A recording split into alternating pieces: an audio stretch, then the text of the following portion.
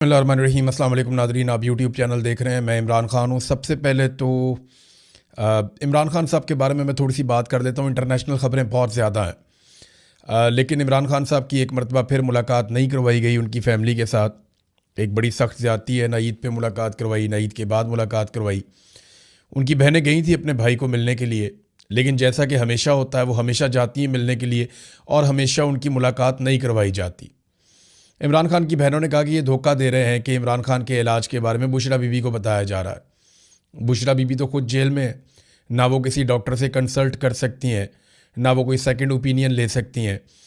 तो ये सिर्फ टेक्निकली ना इमरान खान साहब को नीचा दिखाने के लिए, सिर्फ इमरान खान साहब की सेहत से खेलने के लिए और इमरान खान को तोड़ने के लिए सब कुछ कर रहे हैं। इमरान खान के बेटे भी कह रहे हैं, उनकी बहनें भी कह रही हैं। जो लोग इमरान खान को पुराना जानते हैं ना, मैं उनसे भी मिला हूँ, उनसे बात भी की है।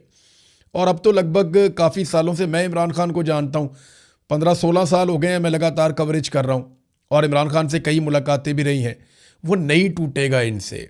आसिम मुनीर साहब, वो आपसे नहीं टूटेगा। आप जो मर्जी कर लें वो आपसे नहीं टूटेगा। आपने 5 साल की एक्सटेंशन ली, आप 15 साल की और एक्सटेंशन ले लें, अल्लाह रब्बुल इज़्ज़त इमरान खान को ज़िंदगी दे, वो आपसे नहीं टूटेगा। ये हो नहीं सकता ना, आप नहीं तोड़ सकते उसको। और उसको तोड़ने की जिद क्या है? आप अपना काम करें, आइन और कानून की हदूद के अंदर रहते हुए अपनी नौकरी करें और घर जाएं।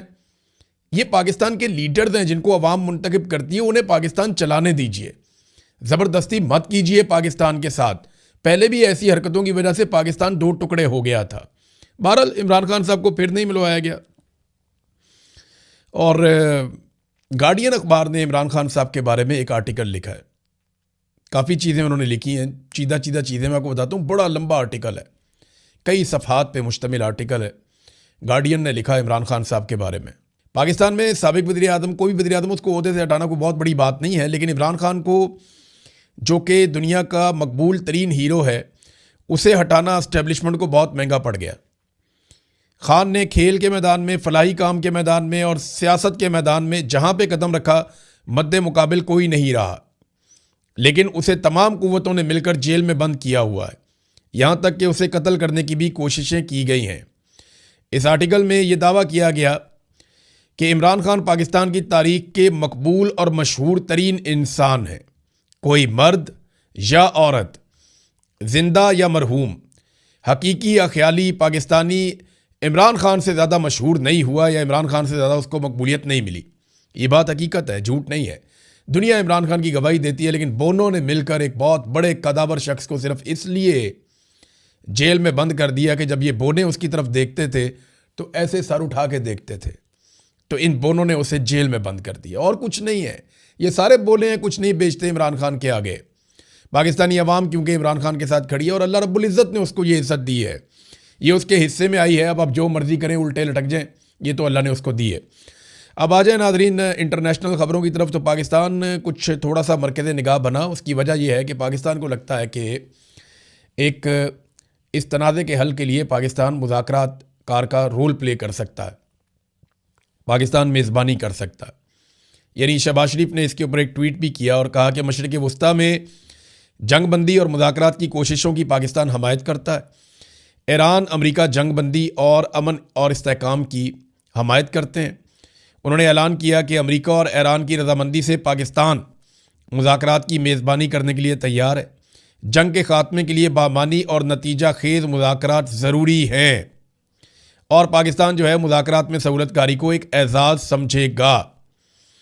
ये शहबाज शरीफ ने अपनी जो ट्वीट है उसको अमरीकी सदर डोनाल्ड ट्रंप, विटकोफ जो पाकिस्तान आया हुआ था, और उसके अलावा ये विटकोफ जो है ना, ये इस रीजन का हेड बनाया हुआ है डोनाल्ड ट्रंप ने, और फिर ईरानी वज़ीर ख़ारजा अब्बास अराक्ची को टैग कर दिया। ये इन 3 बंदों को भी शहबाज शरीफ साहब ने टैग किया है अपने ट्वीट में। अब देखिए, सवाल ये पैदा होता है कि पाकिस्तान इतनी दिलचस्पी क्यों ले रहा है जंगबंदी में। इससे एक तो पाकिस्तान अकेला नहीं है, तुर्की भी कोशिश कर रहा है, मिस्र भी कोशिश कर रहा है, कतर ने तो इनकार कर दिया, हम इसका हिस्सा नहीं है। लेकिन क्या वाकई जंगबंदी हो जाएगी? अमेरिका के जो सहाफ़ी हैं वो भी अब ये मानना शुरू हो गए हैं कि ईरान ने जंगबंदी की दरख्वास्त नहीं की। जंगबंदी की दरख्वास्त जो है वो अमेरिका ने की है और ईरान की जानिब से अभी उसको कबूल नहीं किया गया। उन्होंने शराइत रख दी हैं कि अगर जंगबंदी करनी है तो हमारी चंद शराइत हैं। शराइत मैं आपको बता चुका हूँ। वो कहते हैं जी हमारे हकूक़ हमें दिए जाएँ, हमारे ऊपर से पाबंदियाँ ख़त्म की जाएँ। वो ये कहते हैं आइंदा गारंटी दी जाए कि कोई कभी हमारे ऊपर हमला नहीं करेगा। फिर साथ में वो ये भी कहते हैं कि हमारा जो नुकसान किया गया है $100 अरब का कम से कम अभी तखमीना है, वो हमें यकमुश्त अदा किया जाए, वो पैसे हमें मिलने चाहिए। फिर ईरान एक और बात करता है कि फ़लस्तीनियों और लबनानियों के ऊपर जो कत्लेआम हो रहा है, नस्ल कुशी हो रही है, वो भी बंद की जाए। उस पर उन्होंने स्टेटमेंट जारी किया अभी। तो उनके मुतालबात की एक फ़हरिस्त है। वो ये चाहते हैं कि आबनाए हुर्मुज़ से आइंदा जो भी टैंकर्स गुजरे या वहाँ से तजारती माल गुजरे, वो ईरान को बाकायदा टोल टैक्स देकर गुजरें, जैसे पूरी दुनिया में होता है। वो कहते हैं ये हमारा पानी है तो हम यहाँ से गुजरने के लिए पैसा क्यों ना लें। जब बाकी दुनिया पैसा लेती है तो हम भी पैसा लेंगे। तो ये ईरान की सोच है। इतने सारे मुतालबात ईरान के हैं। अमेरिकन मुतालबा जी यूरेनियम आप हमारे हवाले कर दें। क्या पाकिस्तान के फील्ड मार्शल आसिम मुनीर साहब ईरान से यूरेनियम लेके अमेरिका के हवाले कर सकते हैं? और क्या ईरान ये करेगा? इसके बगैर तो डोनाल्ड ट्रंप के लिए फेस सेविंग कोई नहीं है। फिर क्या हम गारंटी दे सकते हैं ईरान को कि अब अमेरिका या इसराइल आपके ऊपर दोबारा अटैक नहीं करेंगे? हम तो कश्मीरियों और फ़लस्तीनियों को आज तक गारंटी नहीं दे पाए। पाकिस्तान जो कोशिश कर रहा है वो संजीदा, ऐसा नहीं है कि पाकिस्तान कोशिश नहीं कर रहा, उसकी वजूहात हैं। देखें, अगर पाकिस्तान ये कोशिश नहीं करेगा और ये जंग चलती रहेगी तो पाकिस्तान को इस जंग में उतरना पड़ेगा।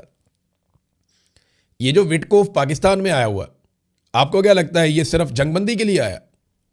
ये पाकिस्तान को ज़हनी तौर पे इस लड़ाई के लिए तैयार भी करेगा कि अगर जंगबंदी नहीं होती तो पाकिस्तान भी हमारे साथ खड़ा हो जाए। पाकिस्तान एक बड़ी फौजी कुव्वत है और अमेरिका ये चाहेगा कि पाकिस्तान हमारे साथ और इसराइल के साथ मिलकर ईरान के खिलाफ इस जंग को लड़े। अब पाकिस्तान के लिए मुश्किलात बढ़ती जाएंगी, मुसीबतें बढ़ती जाएंगी अगर पाकिस्तान इस जंग के अंदर उतरता है तो। और अगर जंग बंद हो जाती है, पाकिस्तान बहुत सारे चैलेंजेस से बच जाएगा। पाकिस्तान के अंदर देखें ना, हुक्मरानों ने किया क्या है। एक तो पाकिस्तानी अवाम बिल्कुल ईरान के खिलाफ किसी भी लड़ाई के खिलाफ है। यहाँ पे अब ये माहौल बना रहे हैं शिया सुन्नी फसाद वाला या शिया सुन्नी तफरीक वाला। मेरी तमाम पाकिस्तानियों से गुजारिश है कि आपस में तफरका ना डालें, आपस में लड़ें मत, शिया सुन्नी की बुनियाद के ऊपर नफरत ना फैलाएं, मोहब्बत और अमन से एक दूसरे के साथ रहें। पाकिस्तान में कोई शिया सुन्नी का मसला नहीं है, ये जानबूझकर पैदा किया जाता है। इसकी डोरियाँ कहीं और से हिलाई जाती हैं और पाकिस्तानियों का खून बह जाता है, अमन ख़राब हो जाता है।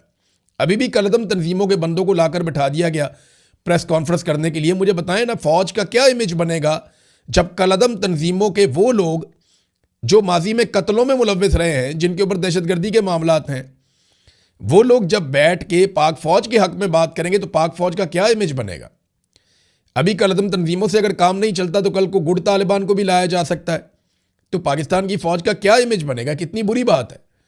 तो तफरका डालने की कोशिश की जा रही है। आपने हर हाल में इस तफरके से बचना है। मुझे बड़ी प्यारी एक बंदे की बात लगी। मुझे बता रहा था कि एक साहब दुआ कर रहे थे, वो सुन्नी थे और वो दुआ कर रहे थे या अल्लाह ताला ईरान को हिफाजत में रख। वो ईरानियों के लिए दुआ कर रहे थे। तो दूसरे साहब ने उन्हें कहा कि आप ईरान के लिए क्यों दुआ कर रहे हैं, वो तो शिया है। तो उन्होंने कहा जी फिर आप इसराइल के लिए दुआ कर लें, वो तो सुन्नी है ना। तो मामला बड़ा सादा सादा है कि ये लड़ाई क्योंकि इसराइल और ईरान के बीच में है, तो ऑब्वियसली जो मुसलमान ममालिक हैं उनके सेंटिमेंट्स एक मुसलमान मुल्क के साथ ही होने थे, ईरान के साथ ही होने थे। ये ऑब्वियस है।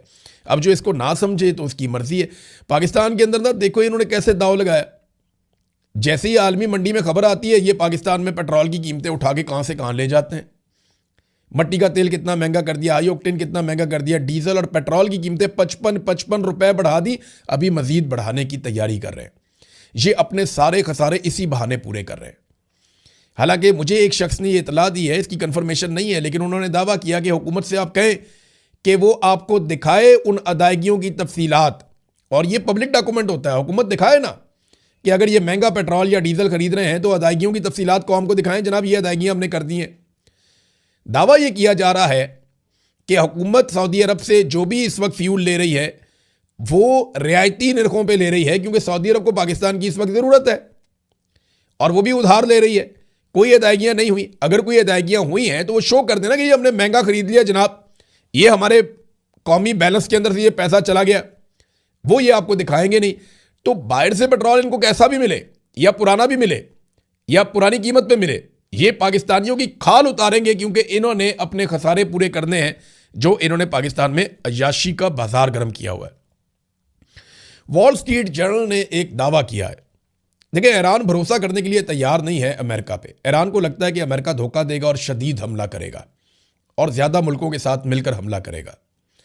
और अब वॉल स्ट्रीट जर्नल ने इस बात का दावा किया है कि सऊदी अरब और यूएई ये बहुत जल्द अमेरिका और इसराइल की जंग का हिस्सा बनने वाले हैं और सिर्फ वक्त का तयन होना बाकी है कि किस वक्त ये जंग के अंदर उतरेंगे। ये एक खौफनाक डेवलपमेंट हो सकती है। अगर अरब ममालिक भी इस लड़ाई में उतर गए तो याद रखिएगा कि अरब ममालिक जो हैं वो लड़ाई के लिए डिज़ाइंड नहीं है। उनका जो डेवलपमेंट का मॉडल है वो और तरह का है। ईरान का जो डेवलपमेंट का मॉडल है वो किसी और तरह का। मिसाल के तौर पे इन्होंने कहा जी ईरान का सारा एनर्जी का इंफ्रास्ट्रक्चर हम तबाह कर देंगे। मैंने आपसे कहा था कि ईरान का एनर्जी का इंफ्रास्ट्रक्चर इस तरीके से डिज़ाइन हुआ है कि उसे आसानी से तबाह नहीं किया जा सकता। इसराइल और अमेरिका के पसीने छूट जाएंगे। लेकिन मिडल ईस्ट का और इसराइल का जो एनर्जी का इंफ्रास्ट्रक्चर है उसका डिज़ाइन ऐसा है कि वो फौरी तौर पे तबाह हो सकता है। अब ये कितनी खतरनाक बात है। ईरान में लगभग 150 के करीब अलग अलग यूनिट काम करते हैं। उनका बिजली का निज़ाम जो है वो सेंट्रलाइज्ड नहीं है। आपने पाकिस्तान में कई दफ़ा पूरे पाकिस्तान में ब्लैकआउट हो जाता था तो हमें बाद में पता चलता था जनाब के फलां जगह पे एक ग्रिड में प्रॉब्लम आया था तो पूरे पाकिस्तान के अंदर अंधेरा हो गया। तो पाकिस्तान में 3-4 ऐसी साइट्स हैं जो इफेक्ट हों तो पूरा पाकिस्तान अंधेरे में चला जाता है। ईरान में ऐसा नहीं होता। ईरान में 150 के करीब उन्होंने अलग अलग सिस्टम बनाए हुए हैं। वो सेंट्रलाइज्ड